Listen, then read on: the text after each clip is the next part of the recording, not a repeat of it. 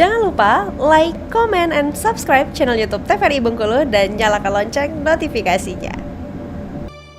Alhamdulillah, kembali lagi dalam acara kita Ayo Mengaji, Generasi Cerdas, Generasi Qurani. Baik, kita lanjutkan ya, sahabat Qurani semuanya. Tadi sudah kita bahas akufarukum, nah di situ ya.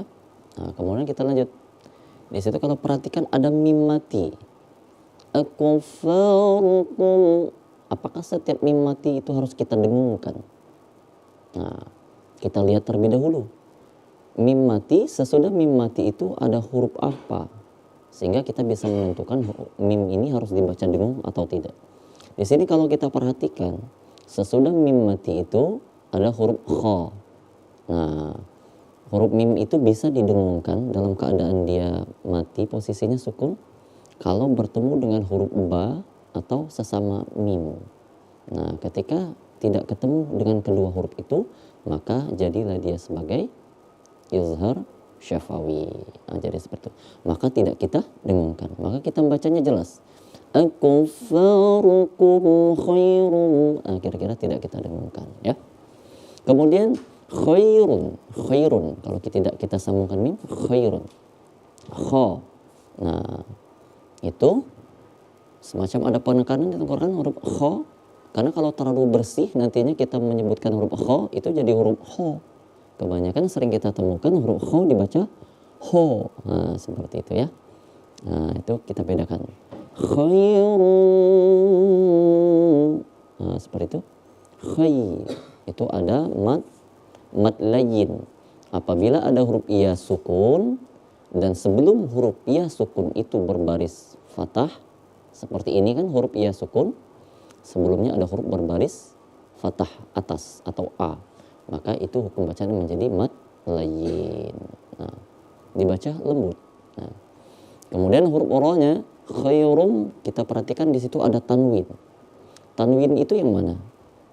An, in, un itu sebutan tanwin secara keseluruhan. Kalau an itu fatatain, kalau in kasratain, kalau un dhammatain. Nah, ini un berarti dhammatain. Bertemu dengan huruf mim. Kalau kita perhatikan, sebenarnya di atas mim itu nggak ada tasydid.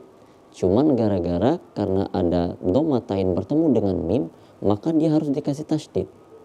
Karena ada hukum bacaan di situ, yaitu menjadi idgham bi ghunna ya.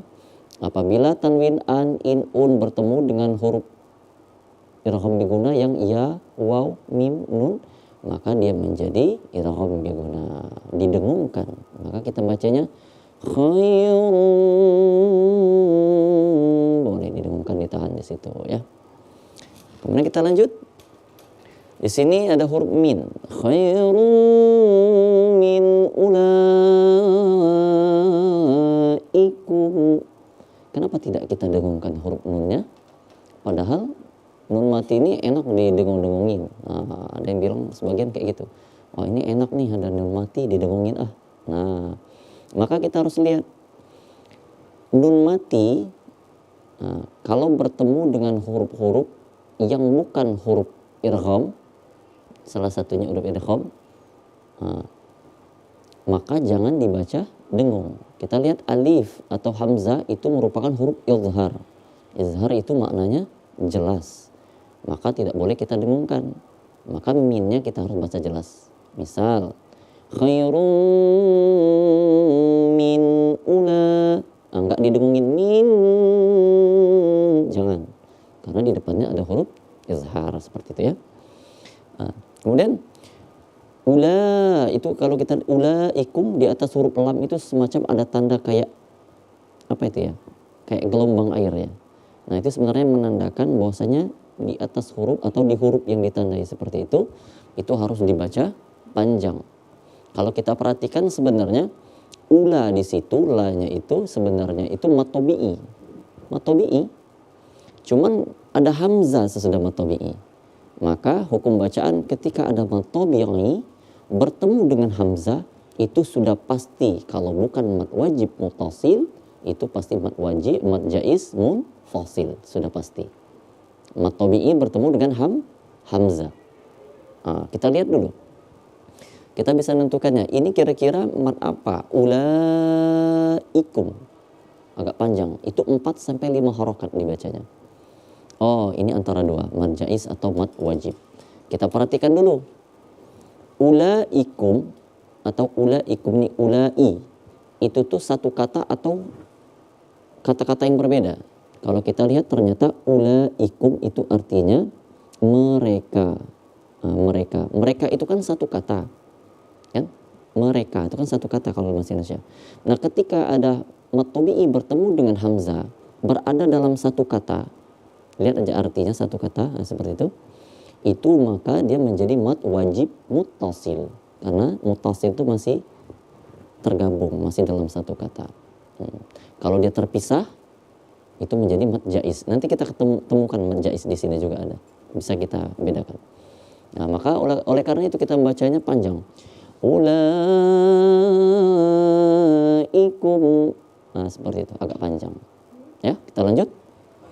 Kemudian di sini ada mim mati lagi. Kalau kita perhatikan mim mati bertemu dengan hamzah di depannya. Tadi sudah ada yang dijelaskan. Kalau mim mati bertemu dengan selain dengan mim dan ba, maka dibaca izhar syafawi. Dibaca jelas saja. Maka kita baca ulaikum amlakum. Nah, seperti itu. Sama dengan amnya juga kita baca jelas karena izhar syafawi. Nah, di sini kita temukan dari kata lakum. Lakum ini mim mati, di depannya ada huruf ba. Nah, maka gimana? Nah, itu boleh kita baca dengung. Nah, itu kita temukan. Maka boleh kita bacakan lakum bara'atun fi zubur.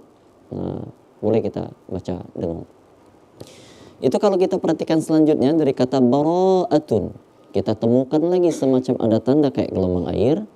Kalau kita lihat bara'atun itu dalam bahasa Arab sebenarnya satu kata. Artinya yaitu jaminan. Jaminan itu kan satu kata kan. Bara'atun satu kata. Nah, di situ ada mad tabi'i. Bara itu sebenarnya mad tabi'i harusnya. Cuman di depannya ada a. Maka jadilah dia mad. Kalau masih dalam satu kata mad wajib muttasil. Nah, seperti itu dibaca panjang 4 sampai dengan 5 harokat ya. Kemudian fiz zubur. Huruf ra di akhir itu dibaca tebal. Fiz zubur. Zubur. Nah, gitu kira-kira. Karena huruf ra itu bacaannya ada tarqiq, ada tafkhim. Kapan dibaca menjadi tafkhim, tebal? Ketika sebelum huruf ra ada huruf berbaris atas. Dhamma atau fathah, boleh. Tapi ketika sebelum huruf ra itu berbaris bawah, kalau ra-nya mau diwakafkan, dimatikan di situ, dihentikan di situ bacaannya, maka dibaca tipis. Nah, nanti kita temukan. Kita lanjut. Am yaquluna nahnu jami'un tansir. Nah, sini. Am. Tak kita dengungkan. Karena tak ada alasan untuk dia dengung. Tak ada mim di depan mim mati, tak ada ba di depan mim mati. Maka kita baca izhar syafawi. Ya. Yaquluna. Agak panjang yaquluna karena di situ terdapat waw sukun. Kalau ada waw sukun sebelumnya ada huruf berbaris dhamma atau u, sudah pasti dia mad tabi'i, mad asli. Berapa harokat dibaca? 1 alif atau 2 harokat atau 2 ketukan. Agak dibaca panjang. Kalau tanpa waw mati kita baca yaqulu. Nah, cuman di situ ada waw mati. Yaqulu. Nah, seperti itu kira-kira. Ada perbedaan. Kemudian nahnu jami'un tansir. Nah, jami' dibaca agak panjang.